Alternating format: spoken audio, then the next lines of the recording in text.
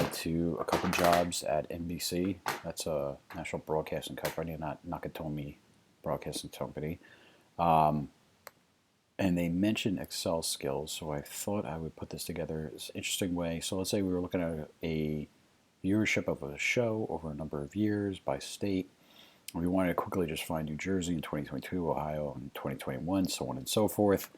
So we just use this trick as opposed to going through each one of these, and you do index, highlight the entire table, anchor it down because we're going to be dragging,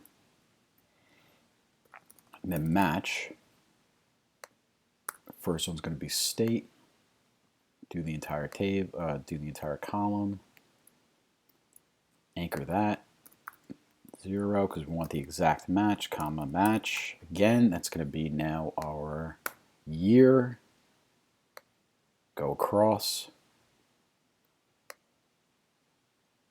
Anchor that. 0. Whoop, 0. Boom.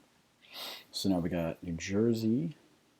2022, just do a quick check, boom, and we just drag it on down. Let's say West Virginia, or I'm sorry, Wyoming, in bad eyes, in 2023, 90, perfect.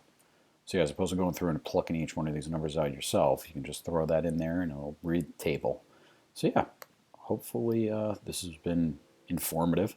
And yeah, if you know anybody that is hiring in a strategy or finance role, we'd love to bring this as well as many other skills to the table. All right, thanks so much. Have a good day.